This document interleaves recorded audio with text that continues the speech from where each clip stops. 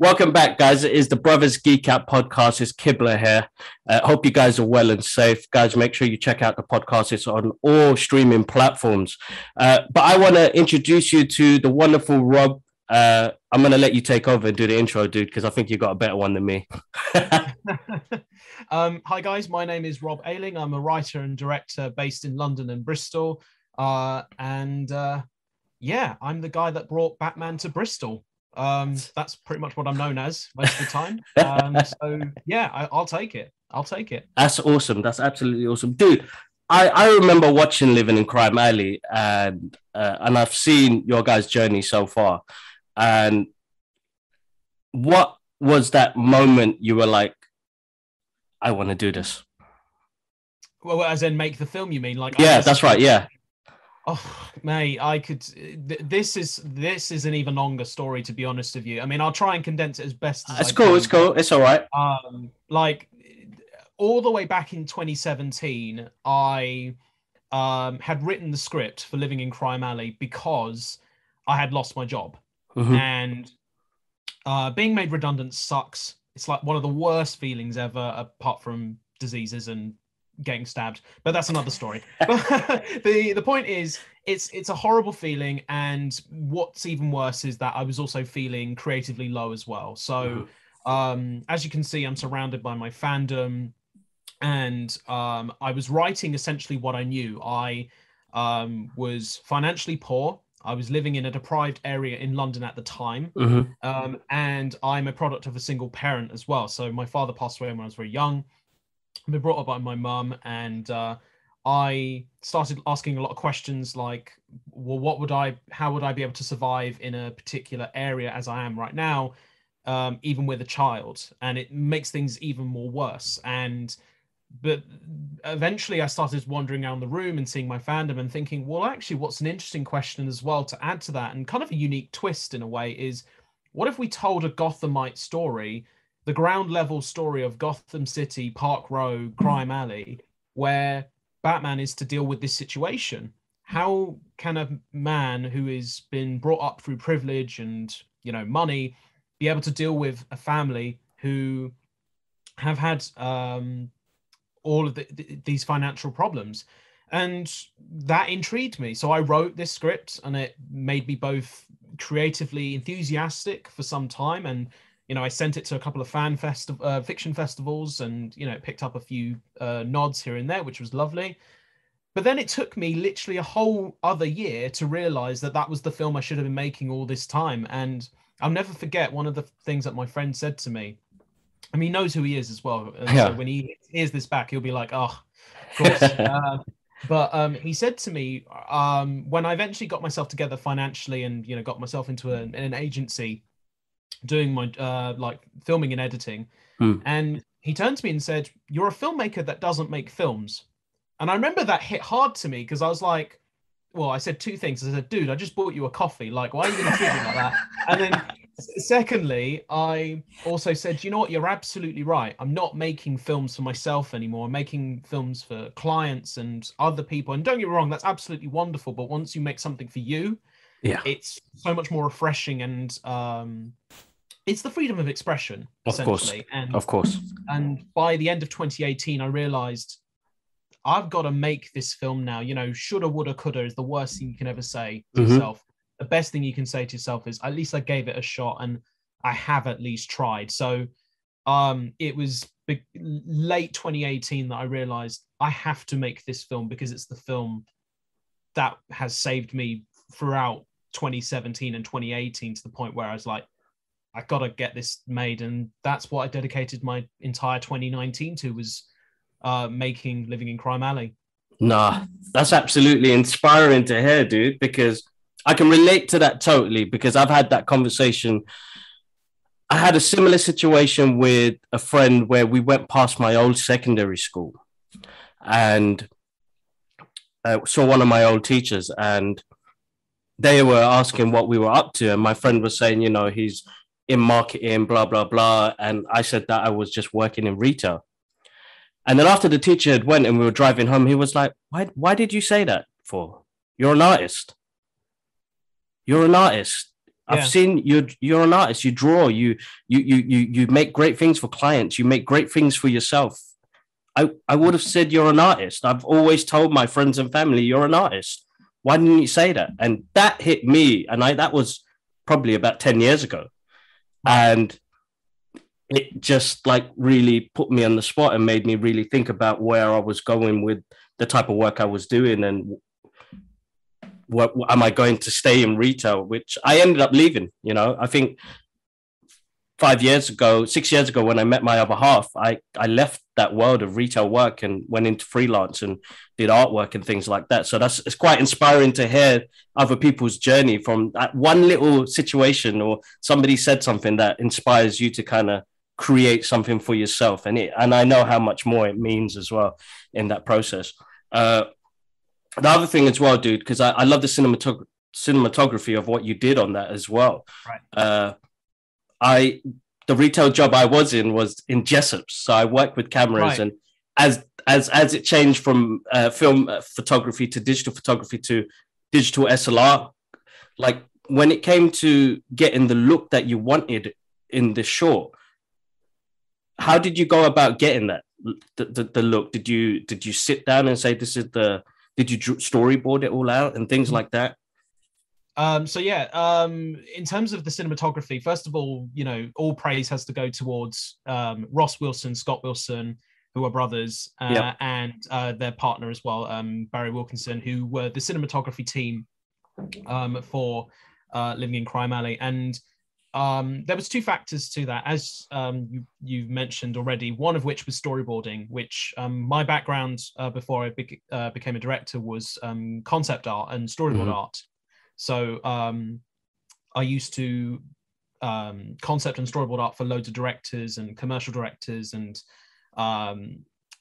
I've eventually just decided to do my own storyboarding for my own work as well. And that's where I find the most fun in the pre-production stage. I love screenwriting, don't get me wrong, but storyboarding for me is where you first see the film. That's right. Literally out on the page rather than trying to pre-visualize it through the script. That's right. So actually having the pencil hit the page and drawing it out is just wonderful for me. And so the entire film was completely storyboarded, almost like a comic book paneled version of the film, essentially. Cool. And then it was just a discussion with Ross about how we could bring these panels to life, because I was very particular on certain ways things were being drawn and lit in a certain way. So shading was a big factor within it as well. And Batman for me is a classic film noir character. He's a classic horror movie character as well. And you know, he was brought about through the 1930s and 39, and through the influences of German expressionist cinema is all there. And at a time in which silent movie era was pretty much the dominant piece of cinema, because of course there was, people were still hesitant to use sound recording at the time. So for me, it was always about trying to tell the story as visual as possible and having the sound interplay with these images afterwards, and which is why there's hardly any dialogue within the film as well, because I think as a medium, film is, well, it is a visual medium, and that's right. If we can understand the film without dialogue or the sound on, then I think that is the mark of a good film, personally. That's right. And we spoke about loads of references. It was, it was hard not to, but we did refer back to some of the previous Batman films, because they are ingrained within our images. Of course, they are.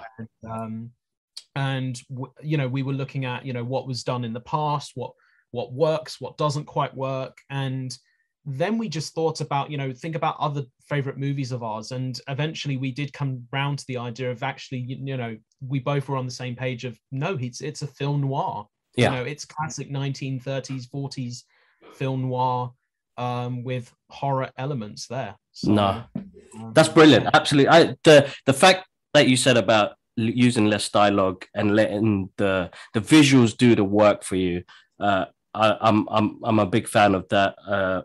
I'm a big fan of like the old movies like Charlie Chaplin and just seeing a story through that. And you've implemented that so well in Living in Crime Alley, so well. And I adore the visuals, dude. As an artist and as a guy who does storyboards and post-production work, it's one of my favorite elements to try and see how do I bring that onto a live screen, which was absolutely brilliant. You're welcome, dude.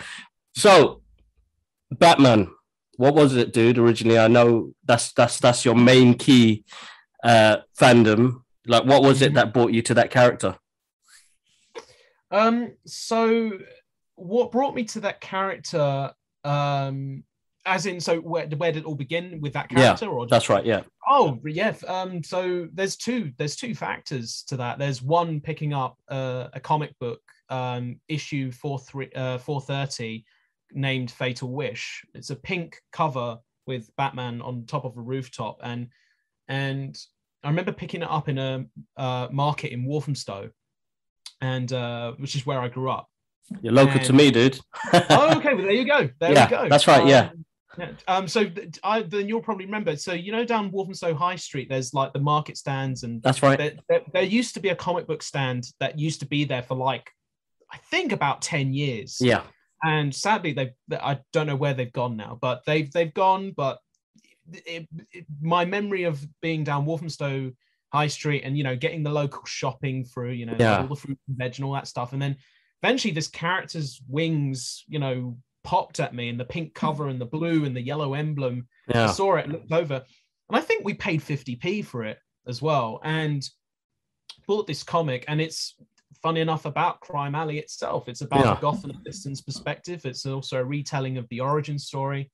What I didn't know at the time, which I now know, is it does follow the events. It's a one-off issue after the events of the death of the second Robin, I believe, Jason Todd. So I think it is. I might be wrong on there. So if I'm wrong, I'm wrong. But I believe it follows a tragic event after Batman's life. So when you're reading this, you kind of see, for me, the similarities of losing my father at a young age, and Bruce losing his parents at a young age as well, and seeing him actually use grief actually to better himself, not to let it completely break him down to a point of misery, but to a point where he says, I don't want this to happen to anybody else.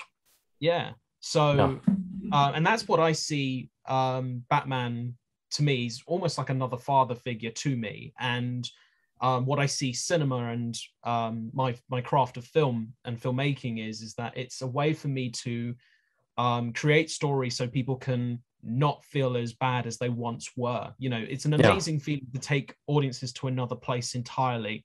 Even if, no matter how short it is, whether it's 5 minutes, 90 seconds, 10 minutes, or 90 minutes, the experience of taking an audience from another place entirely is something really, truly extraordinary. And it's something that we can't take for granted.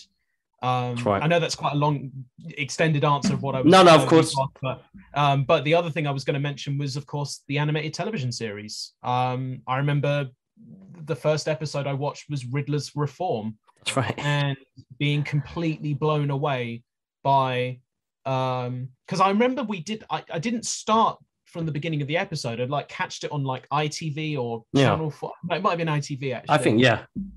And I remember capturing the moment where he's interrogating the Riddler in an office, and he's just he's there in the shadows, and he's like, I'm on to you, Enigma, and everything, and it's just like, and I recognized the character. I put two and two together. I was like, oh, so this must be this, and everything from that episode onwards, it was just epic. It felt really extraordinary, and you couldn't find the words as a child then, but as an adult now, you look back over it, you'd think, this is just so bloody good, like so good. Like, as you were saying before about the visuals, they were amazing, extraordinary. Extraordinary. And absolutely amazing. What Bruce Timm and what they did for that show is groundbreaking to this day, that I can still sit down and, I could go through all the seasons. It doesn't bother me. I'll watch them all day long.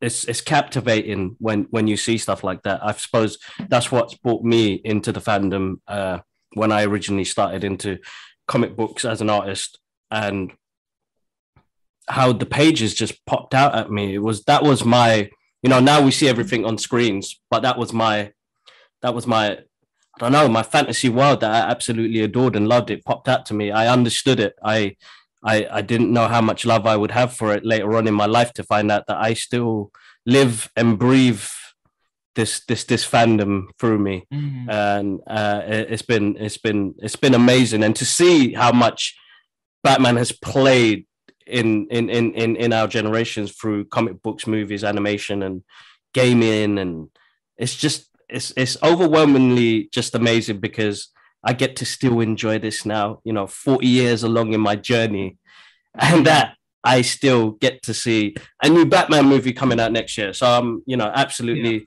excited. Who is your favorite on-screen Batman, dude? Oh, and I'm glad you said on screen. Because, I mean, I have no problem saying this. So for me, if this was a question, who is the best Batman, it's Kevin Conroy. Like, all the way. All the way. Best on-screen Batman. Now, that's the question you're asking me. So I would say that the best on-screen Batman that we've had is probably Michael Keaton. However, if we're saying who is the better Bruce Wayne, then I'm going with Christian Bale. Because there are two things in regards to Batman, and it sounds completely obvious, and I'm going to say it anyway, but it's Bruce Wayne and Batman. That's right. When you're casting for your Batman, you're casting fundamentally for your Bruce Wayne. That's right. And that's why, for me, Christian Bale is a fantastic Bruce Wayne. He is given the time, first of all, to actually be Bruce Wayne and actually shown the vulnerability of that man. That's right. And basically a boy trying to become a man throughout the set of the 3 movies. And what I absolutely love about those movies is it has the fundamental sentence carrying through of why do we fall, so we can learn to pick ourselves up, which is why in The Dark Knight Rises it's so beautifully told in the pit thing, where it finally climbs up out of the cave that he's been trying to get out of since he was a young boy. I think that's extraordinary. It's amazing. In regards to your question of who is the better Batman, it's Michael Keaton, because fundamentally the suit does most of the job, absolutely, but it is Keaton's performance, especially through his own physicality and the voice, and he's got these extraordinary expressive eyes as well. He does. Where he's got the mind of someone who's very troubled, but also someone who's got a kind heart to him as well. Yeah. Which is why I always love his performances, I should say, in both the original Batman and Batman Returns, because his eyes do most of the talking most of the time. And I love the fact that when he does speak, it's very either downplayed and very subtle and to the point, and it's not, I hate to do it, but gravelly. That kind of, it's not forced. Totally. Yeah. No, that's awesome. I mean, I'm a fan of Michael Keaton as well. I'm excited to see him reprise the role again in the new Flash movie. Me too. And it's Christian Bale. I've got a thing for Ben Affleck at the moment still, only because of the visuals. Yeah, like he looks amazing as the character, but Christian Bale does steal it as Bruce Wayne. He's Batman Begins is actually one of my favorite. It's in my top 5 favorite movies of all time, because of that journey that he took. And that was so important, because we didn't really get to see him in the full suit towards kind of like the end of the movie. Getting to see his journey and his struggles and him growing into this character and taking it upon himself to, I'm going to, strike fear into the criminals. I absolutely adore it. And I love what Christopher Nolan did. His visuals, Hans Zimmer's soundtrack, it came together. I remember watching it the first time in cinema, and I remember seeing it with my friends, and I didn't tell them at the time. I was just in awe, and they were like asking me questions, because they know usually after a movie like that, Kibler's always got something to say. And I was like, you know what, guys, I'm not going to go home yet. I'm going to get another ticket and I'm going to watch that again. So I watched it twice. Yeah, wow, I had like amazing. a 30-minute break and I went back again. And then I went back the following day. And I think I saw it up to, it's the most amount of times I've been to the cinema for that one movie. I saw that film in cinema 10 times. That's awesome. That's, yeah, I mean, look, it's, you know, they say 90% of your audience are only going to watch your film once.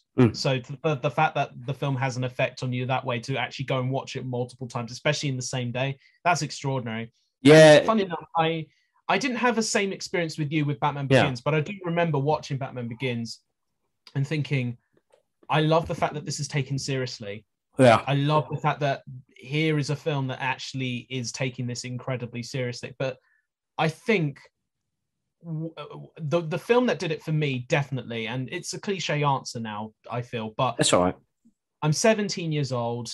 I'm in the IMAX for the first time, and The Dark Knight, the opening shot is the window and the smash fruit, and the rest of the movie plays out. Yeah. And I'm there as an art design student, as a training to be a cartoonist at the time, and I'm thinking, wow, if this is where movies are going right now, then sign me up, because I want to make movies. I want to make movies just like that movie, because Batman Begins was like the small step of pure greatness, and then you get to The Dark Knight, which to many people is a masterpiece. It is.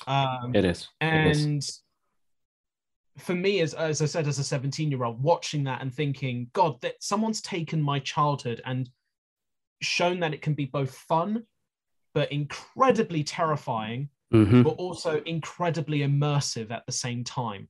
And you know, they were only able to do that in books. That's right. Beforehand, and now they're doing it with cinema. And my God, it was such an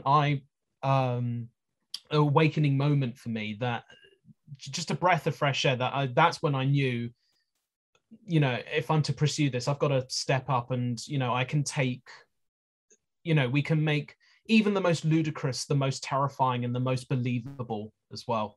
No, of course, that's amazing. It's amazing that something like movies and, you know, these characters that can implement themselves into our lives and really help us create more. I mean, there's one thing that I say to the listeners, and usually my brother joins us on the podcast as well, and it's one is being true to yourself and working towards the passions that you love and trying to implement that into your lifestyle. That will keep you kind of like, you know, reality still pushes in, but it keeps you happy. It keeps you safe. It keeps you stress-free. Like I learned 10 years ago, I want to live a bit of a stress-free life, and I don't want to be like trying to be somebody else. I love what I do, and I adore this fandom, and I want to continue this moving forward. So that's amazing to hear that movie did that to you at 17, because I'm trying to remember for me what it was. I think for me, like, it was originally the X-Men comics, and I know that that played a big part of me growing up in. So I grew up in Tottenham. I live in. My mum lives in Seven Sisters, but when I was going to school, it was just down the road near White Hart Lane School. It was called Northumberland Park, and I was probably the only Asian guy in the school at the time, and it really hit me, because I was like, I just feel like I'm not fitting in, and found it really difficult. And then my uncle, who was almost like my older brother, he handed me the X-Men comics. Because have a read of these, and you'll see diversity, you'll see different people, different cultures, and you'll see, and they've all got superpowers, and they look like me. And I was like, oh my God, this is amazing. You know, it helped me towards pushing my artwork out more and getting to know people as well. It really helped me with confidence as well, that I need to take that step forward to kind of like find my place, and eventually did. And, you know, it's weird when people say, you know, people have different ways of getting out there. And I was like, comics. The comics did it for me. But I mean, I think my first, when it comes to the Superman was the first character that I was introduced to. My uncle was an artist. he when I saw him draw, I was like, oh my god, I want to be able to draw like this. He came from a background where the elders and the culture didn't really believe in artwork and always thought it was the devil's work and you're not going to get paid for it. But you know, I've got to be that person in the family to kind of pave the way forward and see my youngsters now, and they're like, oh my god, Kibbs, I can't believe you actually went through with this. But for me, it was like, I'm going to be true to myself, and I want to be able to kind of push that out to people. And I love seeing people working on their passions, as of seeing your work as well has been absolutely amazing. Do you still draw though, dude? Do you still do? You went for a cartoonist, yeah? Yeah, no, I still draw here and there. Mainly my own work, if I'm honest. I don't really do as much commissions anymore for other directors. Probably because I've listed myself as a director now, so I do get less work than that. But no, of course. I love just having, because I feel like when you get to a point, because I love what I absolutely do, but I love just taking a pad and just sketching just randomly. And I think if I was to go back to that now, where I was making it more of a, you know, of a job for, because actually this is the best way of summing it up, is that the best job in the world is something you love to do, and it doesn't feel like a job. That's right. And yeah, that's why I still draw freely now, and you know, for my own projects, is because it's the one point in the conceptual of the film where I actually feel, well, first I feel completely in control, just to have my mind completely thrown onto the page, but it's just bringing those images out there and having that freedom to play with with a pen or a pencil. Funny enough, I only draw with a pen now, because the artist I learned from, he said, you subconsciously learn how to be a better artist by drawing with a pen, because you are barriered by the pencil. You know that you can erase something, so that's right. Put the pencil to one side and just draw freehand and see what happens. And I find that still quite refreshing even to this day. And it sounds crazy even to say this now, but all the storyboards for all the work that I've done is through biro art. And it's amazing. Yeah, people find that really baffling that I do that, but to me it's the best way that you can learn, but it's also the best way that you can show the successes, but also the failures within the sketches itself. Of course, yeah, no, definitely. My uncle is a big biro fan. He still does sketches in that. I think his favorite character that he loves drawing in the biro is the Punisher, and it amazes me on how much detail that he's put through. And I'm like, I've implemented that. I still do biro sketches as well, time to time, but I'm still a pencil guy, dude.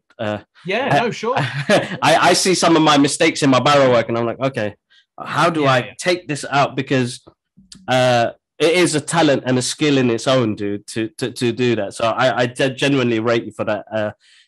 I just, it comes to a point where I'm like, I keep noticing my mistakes in it as an artist, and we like to be perfectionists when we're doing something. But I've realized, like, now my art journey, well, I've gone digital now anyway, so I do doodles and stuff for myself, but digital has helped me move forward for clients' works, and if I'm working on books and things like that for customers. But even my own stuff, like I've realized, like in my journey, like after I had my daughter, I was like, I've always wanted to bring out a comic book. I never did, and then, you know, during lockdown, I was blessed to but put on furlough. And I was like, okay, you know what? All these unfinished projects I had on my tick list, I can do them. And I did my first book for my little girl, and it was a storyboard cartoon of her traveling to the moon with her favorite stuffed animal toy, and she absolutely loves it because she gets to see us in there as well. And getting to do that in digital kind of helped the time process to get the work up quite quickly and say, all right, you know what? I can do this. That's wonderful, man. That's really touching as well. Actually. Yeah, no, definitely. I kind of always, she'll. I wonder what she's going to say when she's like 10 years old. Like, Daddy, when does the second part come out? But I like the one thing for me, I think personally, and I think for a lot of us that are in this industry, it was what sort of piece of legacy can I leave behind? Because It's not about me having numbers or this, that, or, you know, famous money, the rest of it. You know, it was, for me personally, it was that little piece of legacy, you know, that, you know, later on my great grandkids be like, oh shit, my great granddad, he did like 500 pieces of podcasts. Well, let's go back in time and watch that. So for me, it's that. And with watching Living in Crime Alley, like you've left a piece of your legacy on there, dude, which must be like really, you must have been proud of yourself, dude, when you first saw the final cut. Well, this is the funny thing. Like, I wish the answer was, oh yeah, I was super confident. Yeah, like I was, you know, I saw the cut and I was like, boom, I smashed it. Which is not the case whatsoever. Literally was not the case. Because deep down, and even right now, I'm terrified. You know, it's always being a creative, as you know, is a terrifying thing because you throw your work up for judgment. You know, that's right. That's right. Can be nice, but they're also incredibly harsh. You know, it's a harsh world. And the other factor within this as well, there's the audience and then there's the fandom. There's the fans themselves, you know. So when I made the film, you know, it was very much I like it. I made the film that I wanted to make. That's right. That's fundamentally what it should be. It's in each project you do, it should always be, how can I throw something into myself in there? And if I've done that, then that's absolutely great. But also, how can I be truthful within that? That's another thing that we can be in that. But making sure everyone else in a collaborative medium is getting something to say within that as well. So if I'd managed to do that, then that's when I know I've done my job well. Yeah. But yeah, as I said, like I be honest, I was terrified of, you know, how the audience were going to react to Living in Crime Alley. Yeah. And for me, when the reactions started to pile on through, you know, the comments came through and, you know, the festivals came piling in, it was, even still to this day, even though we're going to be finishing our festival circuit in December of this year, it has all been incredibly overwhelming, you know, because it's astonishing to see that it's finding a new audience every single day. But that's the beauty of now the streaming services and platforms like YouTube and Vimeo, is that that's right. They will find a new audience some way, and you know, through podcasts as well, and through multiple mediums as well, where people will hear and talk about they've discovered something, and that's again really refreshing. And you know, we wouldn't have made it to, so last weekend we were at Comic-Con, and we wouldn't we wouldn't have been there if it hadn't been for the fandom. That's amazing. That's appreciating what we've done, and because it started off, as I said from the beginning, it started off as a piece of expression of trying to make myself creatively happy again. And you know, 4 years later, it's still being talked about, and that's, for me, is a really lovely legacy to leave behind. Is if we've got something to say, not just I've got something to say, but if all the other creatives have got something to say that's been implemented here, that for me is part of the legacy. Awesome. Although I'm not going to lie, it sounds pretty good when someone says, "You're the man that brought Batman to Bristol." That's a pretty cool legacy to leave behind. That's amazing. That's pretty cool. That's brilliant. Absolutely brilliant. And I was going to ask you about Comic-Con as well, having your own panel there.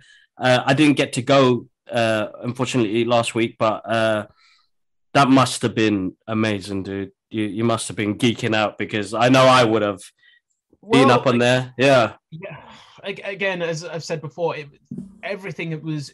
this journey up to this point has been overwhelming, and MCM Comic-Con was very overwhelming, because if you can believe it, well, you can, because 2020 existed.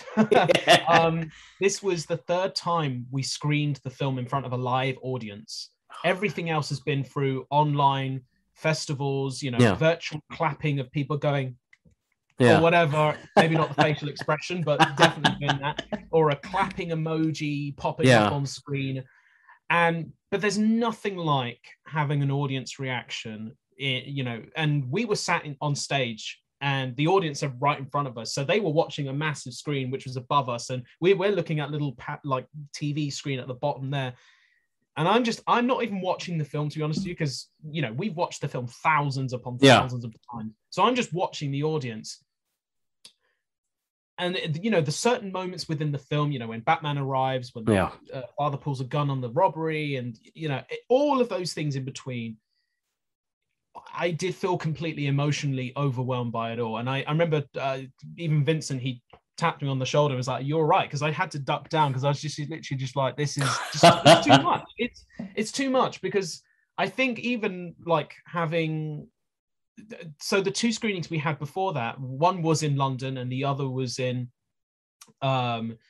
I lie, actually. That was the fourth time. Sorry. So one was in London, one was in Bristol, the other was in Los Angeles. Wow. And then we're back to London again for the a few weeks ago.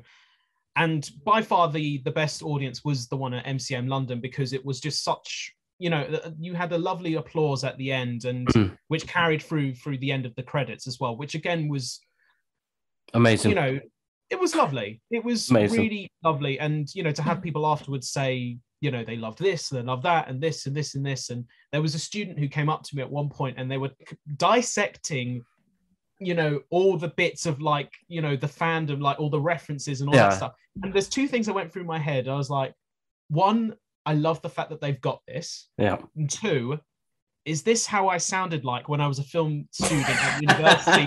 Literally, I'm thinking to myself, God, I sound like a fucking dork, you know, if that's the case. Like, literally, they're all dissect. So I'm just thinking to myself, so did someone, you know, like when I would go up to a filmmaker and be like, oh, I love the way that you did this angle of the camera going like that. And I'm like, God, if I sounded like that, then I'm, yeah. And the fact that the role reversal thing comes to that point now where someone's looking at your work and they're being inspired by that. That's you know, that's pretty cool. That's really cool. And it's, you know, again, it's something not to be taken granted, and no, you know, to be humble about it as well. Of course. And coming from your backgrounds as well, and what you went through at that time to get this out there, it is a nice reward. But being humble, oh my God, it is like the main thing. And then they realize that you're the same down to earth guy they are, and you know, it's just an amazing. You have your moment, isn't it? There, you have your moment there. That's it must have been a great experience, dude. Do you have any other projects coming up soon? Well, without any spoilers, but anything in the works, maybe? You don't have to say anything, but no, I can say. So there was one film that I made during the first national lockdown, which is in the festival circuit. It's actually going to be finishing in December as well this year. Cool. It's playing at the Ayling Film Festival. Awesome. There's that. Living in Crime Alley's festival circuit, as I mentioned, will be ending in December, with its final screening being in Los Angeles. It'll be at the LA Comic Con, which is mind blown. Again, crazy, just crazy. Mind blown. And I'm hoping to go out there, which would be lovely. You know, if I can make the dates work and everything. Yeah. But we did recently, so I did produce a film this year with the VFX artist of the Batman film. Mm-hmm. So Barry Wilkinson has written and directed a lovely Jurassic Park fan film called Stegosaurus, which was actually released yesterday on the 2nd of November. And yeah, just a lovely... excuse me. It's all right. Hate that when that happens. Right, it happens, dude. It happens. All right, how do I get back to... There we go. So I'll start from Stegosaurus, if that's cool. Yeah, go for it, man. Cool. So yeah, the VFX artist Barry Wilkinson made a lovely film called Stegosaurus, in which I was the producer of that film. Awesome. So that was released a couple of days ago, and so you can check that out, of course. But the next thing in the pipeline for me, writing and directing wise, is a feature film. I'm making the next big leap. Awesome. So I've written and I've written and I'm going to be producing and directing my first feature, which has been 6 years in the making. It's a comedy, drama, thriller, bonkers adventure, one location feature. Awesome. And I hope to start production early next year, and hopefully by the end of next year, we'll have at least a cut, if not the finished film. I mean, that's incredibly ambitious, I know, but heck, they made Ghostbusters in 10 months. So I know. It's so true. It's so true. So true. I am 10 months. Wow. That's the next big leap of faith, is the feature film for me. That's amazing, dude. I am very looking forward to your journey, dude. And I'm sure I'll be hitting you up, getting you on another podcast again and doing the plugins as usual. Definitely. But dude, again, massive thank you for joining in on the show today, man. If there was a message that you would to give to the listeners and the people out there about your passion, what would it be, dude? What would be the advice I'd give? Yeah. I guess the one piece of advice I would give to anybody, because it's something I wish I'd been taught at a very young age, and I think this is something that kids nowadays don't know about, and I think it's one of the things that we should be teaching in schools, but also as part of the creative industry as well, is, for the love of God, please just don't be afraid to fail, because that is part of the process.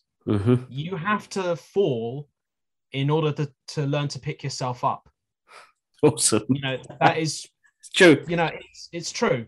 It really is. It's a fundamental, dude. It's so important, and it's not something that's actually taught. And rejection and going through, even a driving test. You fail, go back, you do it again. Don't let it get you down. You have to pick yourself up. So no, dude, that's a great message, dude, man. I know they're gonna love that one. I'm gonna quote that when I start promoting this as well. That'd be great. But dude, where can we find you on social media so I can put them in the links below, guys? Living in Crime Alley, the link will be in the description box. And if you're listening to it on the streaming streaming platforms, then check out the description. The link will be there to click on and have a watch and drop your thoughts in the comments, guys. But where else can we find you, dude, on social media? So you can find me on @RobAyling on Instagram or @RobAylingFilm on Twitter. Awesome. That's great, dude. Absolutely amazing. Dude, thank you so much for joining on the show again. And hopefully we catch up soon, dude. Yeah, no, absolutely. No, thank you. This has been fun, and really great to meet a fellow creative who takes his craft seriously, first of all, but also does it for really lovely reasons as well. Like I absolutely loved the fact that you said that you wrote a book and created a comic for your daughter. I thought that was wonderful. That was thank you, dude. Thank you. I think it's really important I think my passion runs deep for the fandom so much that when it came to doing stuff for other people, I realized what you said was key. When you do it for yourself, you realize how much love you have for it. And it played a major part and along my journey as well. Like I realized, because I did dibble dabble in photography and art and things like that. Photography, filmography, and kind of came back into art because of a tragic incident that happened to me as well. Right. It was weird. I stopped actually drawing from the age of 15 till I was 30. Not many people know that, but anyway, creeping to my 40s now. But I stopped art for 15 years, and in between then, I did photography and cinematography, and with something tragic that happened in my life, brought art back with me as well. And it was like, oh my God, I missed being me, and this is what I used to love. 16-year-old Kibbs was an amazing artist. How do I make 30-year-old Kibbs get back into this again? So it really peaked on me getting back to myself, my passion, my love, my fandom, and the things I love on a daily basis to push it into my reality as well, which has helped me push things forward. And luckily, my younger brother who lives in Singapore, who joins us on the podcast as well, he implemented that sort of stuff with what he does as well. And he has the fandom still run through, and he's he's a fighter. He does mixed martial arts, and he's even bought the guys that are I think we had Muay Thai champion from on the last podcast, and you forget how much people love this fandom as well. That even though he's a fighter, he absolutely adores the Marvel and DC world, and it was just it just brought a different concept to the conversation. And I mean, this is why we do it, dude. Is the love of it, because having people from the different industries talk about it, but then realizing they have a deep connection and love to some of the characters that we've grown up and adored and loved as well in the process. So massive thank you again, Rob, man. It's much appreciated. Cool. It's been a pleasure. Nah, thank you so much. Cool.